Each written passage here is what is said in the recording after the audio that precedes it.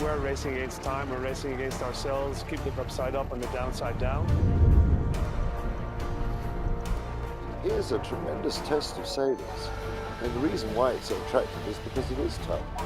If it was easy, no one would have anything to boast about afterwards, would they? We're going so fast, we're at the top of Scotland already, only 140 miles from Mucka, and we're really only just...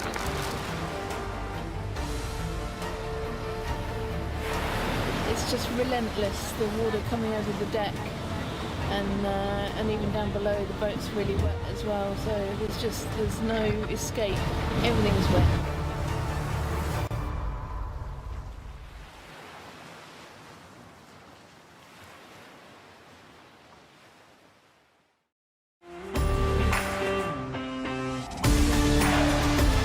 This is the weekly sailing highlights show, World on Water, August 5th, 2022. These are the highlights of the most important sailing events, released last week. Emirates Team New Zealand are busy with their land yacht project. This video is about the pod.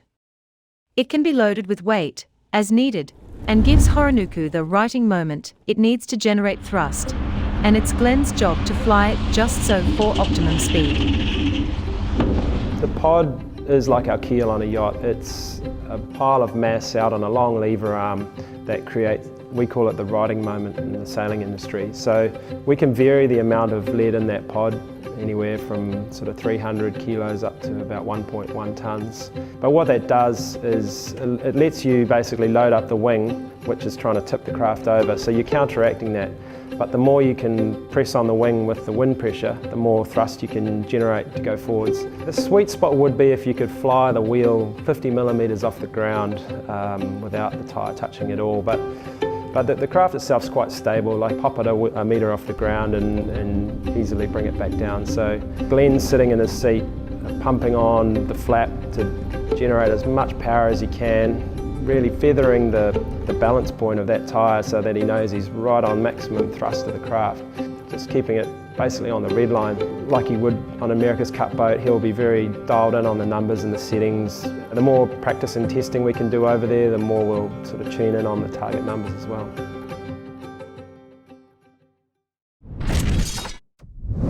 Last week saw the start of the long-running Cows Week regatta. We start with day 1 in the Cape 31 class. Good morning and welcome to Cows on the Isle of Wight for the start of what is the 196th Cows Week Regatta, presented by Visit Abu Dhabi. And what a wonderful day it's looking like out on the Solent. Pretty flat water, quite a strong tide, and as you can see, a lovely view of the Royal Yacht Squadron, which is where we are on the platform.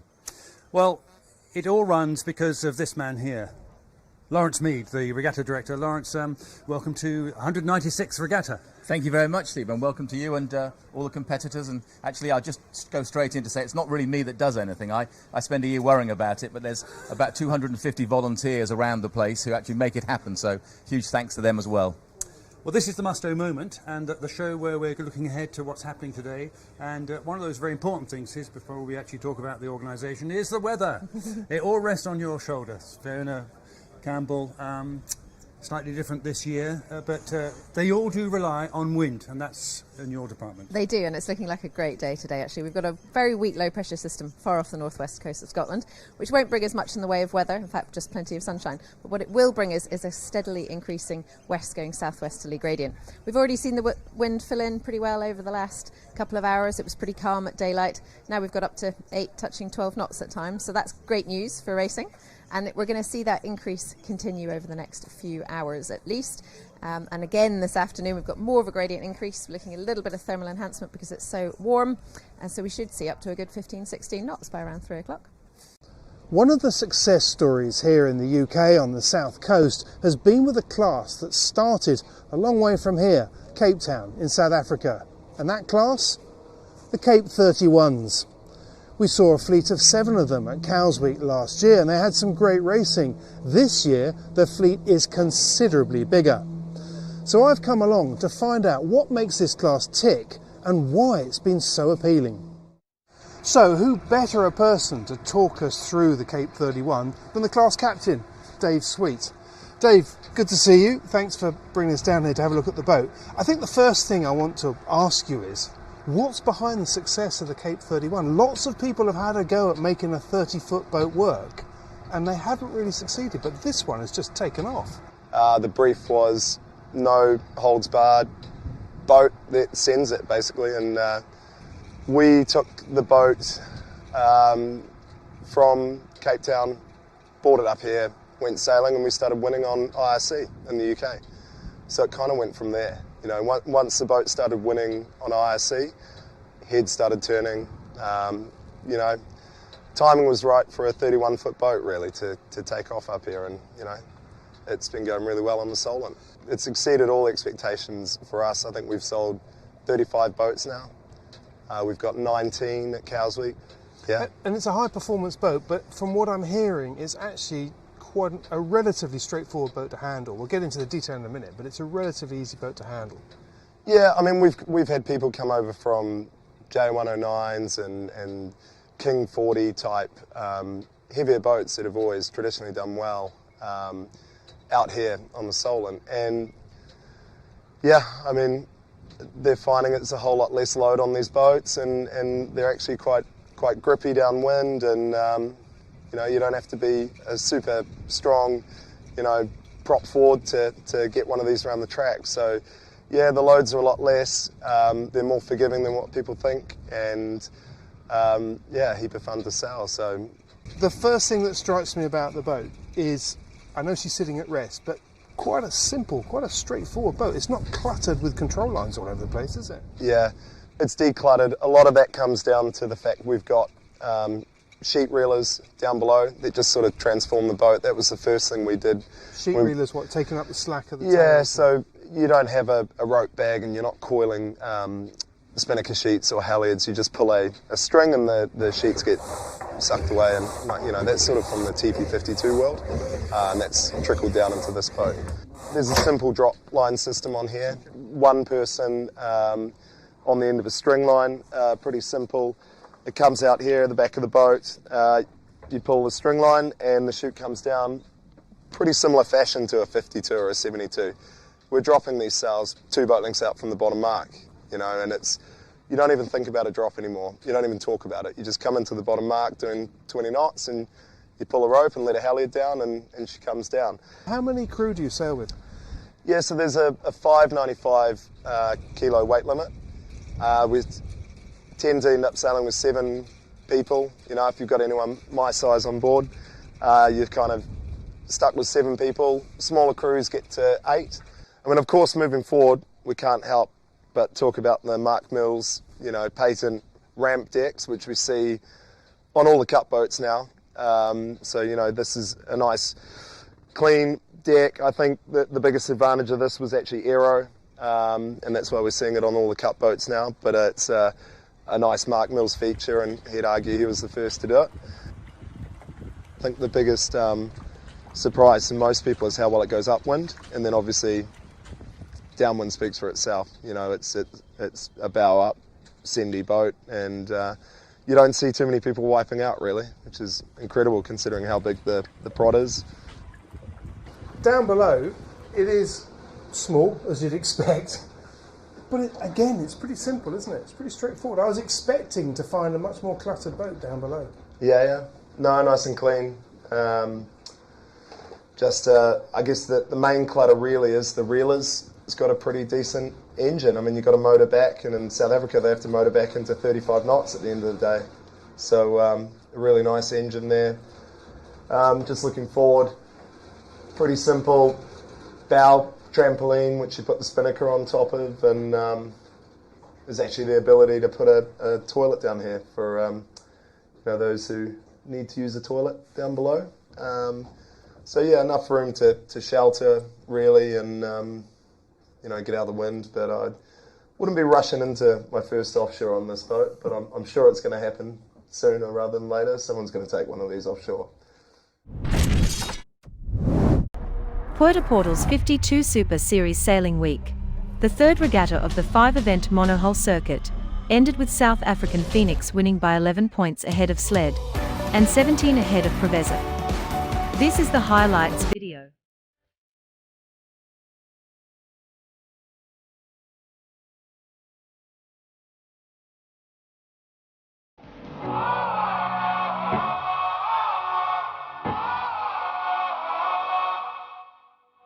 For the third regatta of the season, the 52 Super Series returns to the Mediterranean and to beautiful Puerto Portals. Portals is upscale, it's glamorous and it's chic.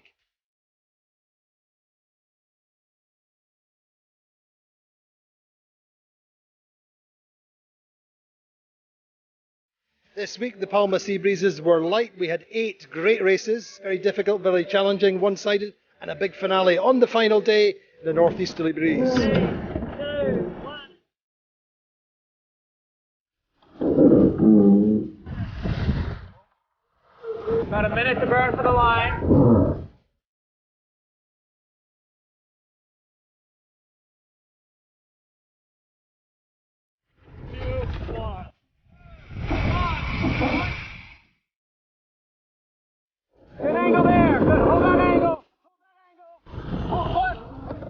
After coming painfully close over the past 4 years, this time it's a win for Tom Slingsby and the Phoenix team.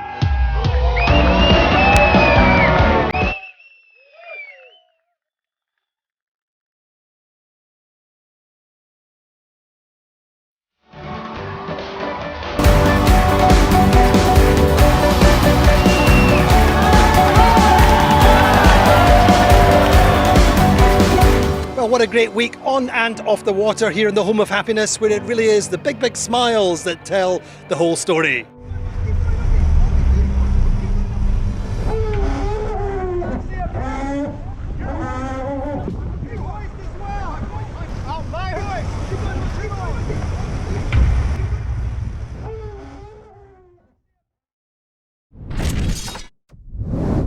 This is an exciting time in Lorient as new boats are being launched. This time it's British super sailor Sam Davies and her new Initiatives Coeur, IMOCA 60 yacht, which she will sail around the world solo in the next Vendee Globe.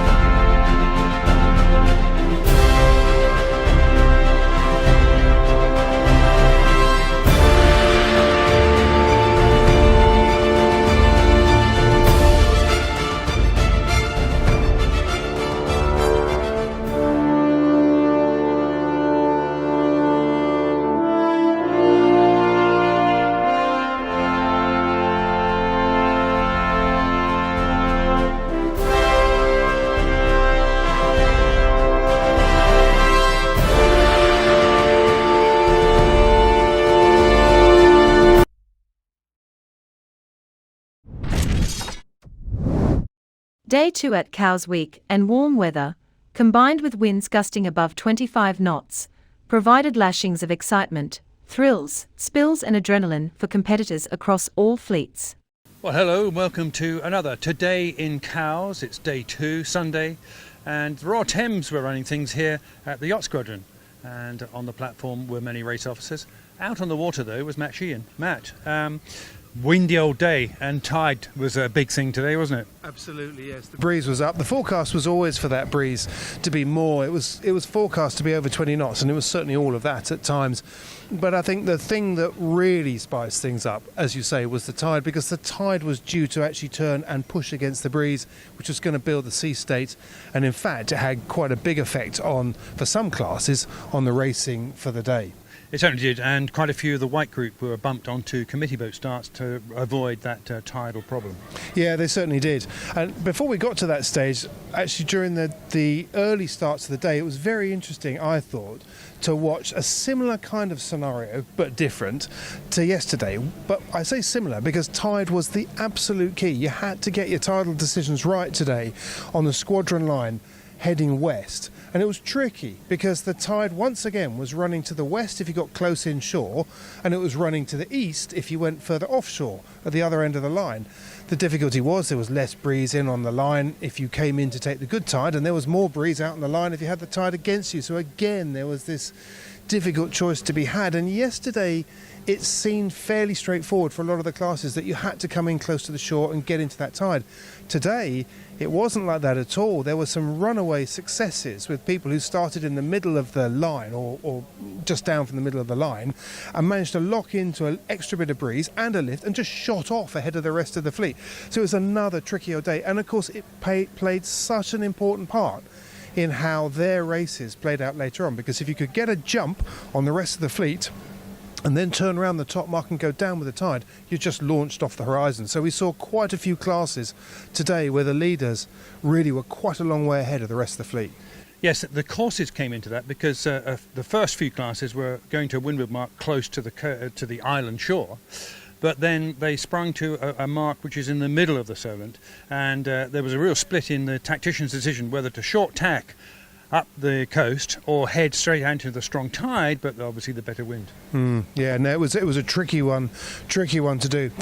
The other thing that was tricky was for the race committee what to do with the smaller classes, because as that tide was building more and more in the later bit of the morning, it was getting stronger and stronger and pushing into a breeze that was also increasing, and the sea state was forecast to be really quite unpleasant certainly for the smaller boats, the day boats that got lower freeboard and the rest of it. So the race committee, I think quite wisely, made the decision to make a big change and actually send some of those classes further down to the east and have them start over there. Interestingly, not that I wasn't trusting their judgment at all, not for 1 minute, but on our way out to go and film those, I went and took a look at what conditions would have been like for those boats. So when everybody got up today, one of the things they would have noticed, at least the competitors would have noticed, was that there was an amendment to the sailing instructions, and that was to move some of the classes that were due to start here on the Royal Yacht Squadron line later in the morning to a start line further east. And the reason? The tide and the breeze. The breeze was a fair bit more than yesterday, 20, 25 knots, certainly with gusts forecast to be up in the 25, 27 knot range. That in itself was not such a big problem, but what the problem was that the tide was building going towards the west throughout the morning, and that was going to make for quite a lumpy sea state for the one design boats and boats with low freeboard and the rest of it. It would have made it really quite a slog, an unpleasant slog upwind. We're out here now at, well, let's just see. Yeah, it's about midday, and this is what they would have faced. So a smart decision on the part of the race committee, and that's why the small boats ended up in the Eastern Solent. It's day 9 at the 2022 RS Games, and the inaugural RS Aero Youth Worlds concluded. The RS 700s and RS 800s had to switch modes hard from the day before. With a light shifty breeze across the course, it was a challenging mental day on the water. Welcome to day 9 of the RS Games. Today's the last day of the Aero Youth Worlds. We also have day 2 of the RS 700s and 800s, and we also have the Varios and RS 400s joining us for their first day of racing. We're just waiting to see what's going to happen with the wind. It's shifting round a lot. Hopefully we should be getting out there soon.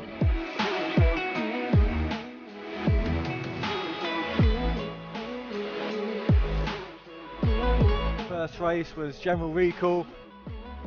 Start attempt number 2, clean start for the RS7s. Lithuania having already secured the championship, starting in the middle of the fleet.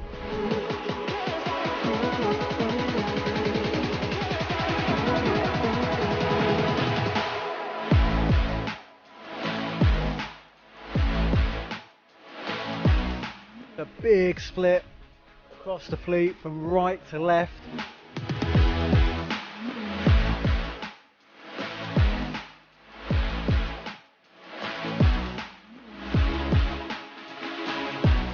A poor start in the final race for Jonathan Bailey, but he's caught up with a lead pack going down the first run.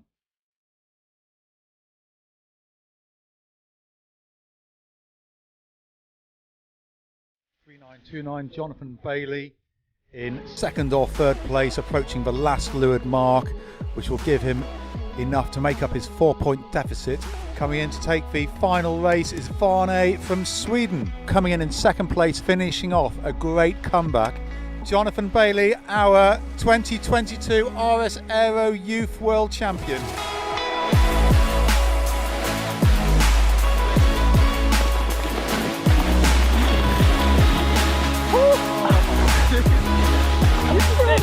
It's great. There's such a strong fleet, so to be able to win it is really good. Won the nationals. Coming from that, it was the next event that I wanted to do well at. I wasn't expecting it coming into the week. I was hoping to do well, be near the front, and coming out with the win from the girls, and also racing really closely with all the boys has been I'm quite proud of myself for that.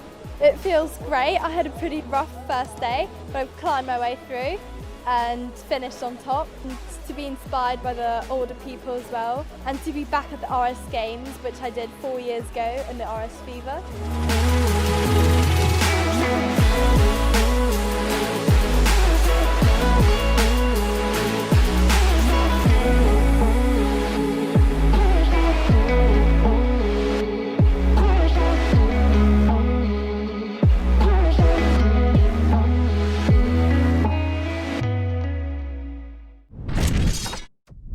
At Cows Week, Bruce Grant was on the J70 Endeavour, and he had 3 races on day 2 in the 12-race series, and he describes his starting tactics.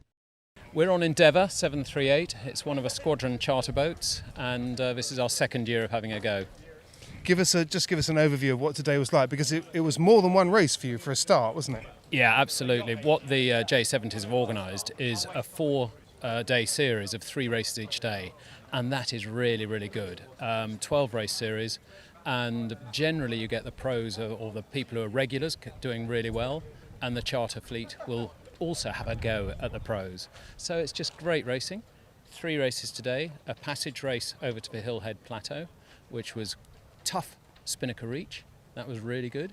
And then the second race was 2 sausages, and the third race essentially a passage race back. Now that first passage race, as you describe it, we watched the start of that, and that looked it was full on for a lot of classes actually, with that tide sweeping over the line. How did it pan out for you? Well, we'd elected to start a little bit further out, which gives you the benefit of anybody who's over the line inshore is going to block you out. So there were, I understand, 12 boats who were over the line. So having crossed the finish line 15th, we've popped up to 3rd. But that is yacht racing, and suddenly starting hidden is a very useful technique to use. So just by starting further out, a little bit more blinded from the race officials, that can work. If you're not seen, you didn't do it. So that's yacht racing. Who do you think won that race? Oh, I've not had a chance to look myself. That's all hearsay. No problem at all. And so in the second 2 races that you did, how'd you get on there? We had something like a 12th and a 17th. So for us, as I say, a charter boat, coming above 20th, I think is quite a good result. This is a hot fleet, 32 boats in the fleet, and a lot of really good sailors who've been doing it a lot of time. So, if you're getting in the mid-teens, that's a pretty good result for us, certainly. So I know we'll be about 10th or 12th overnight, I would hope. Nice, and it is, as you say, it's an intense fleet. It's been a very, very popular fleet right from the start, hasn't it? How are you finding it? Is it because it's not necessarily the fastest boat in the world, and as a former 14 sailor yourself, you know all about speed. But how are you finding it? Is it the intensity of the racing that grabs you, or what is it? It's the one design.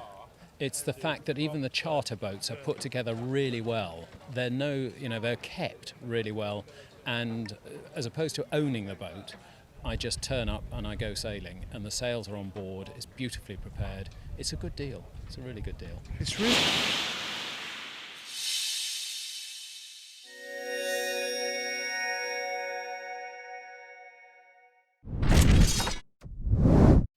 Australian won 2 at the Mark IV European Championship of Australian 18-footers, Lazarus Capital Partners, and the Rag and Famish Hotel in the first 2 overall positions. The best Europeans were the Germans on Black Knight, down to 3rd place overall, but still first continental. The other German team on Peroni was 2nd European and 5th overall.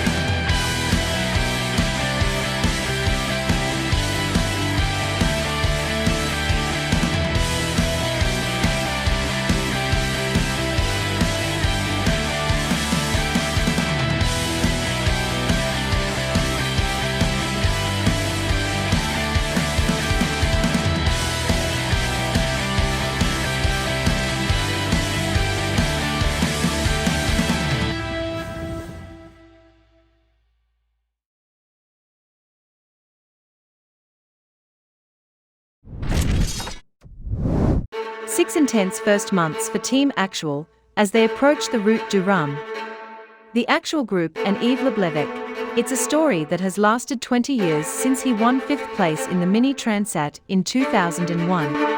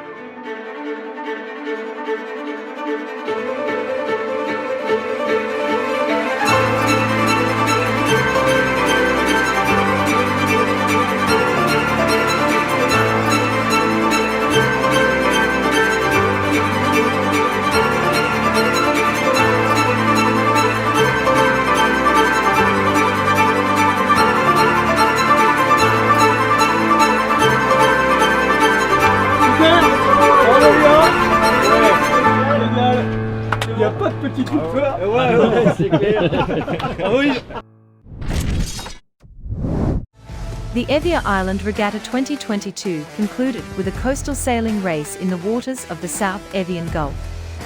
On Saturday evening, the closing ceremony and awarding of the race took place at the facilities of the Chalkida Sailing Club.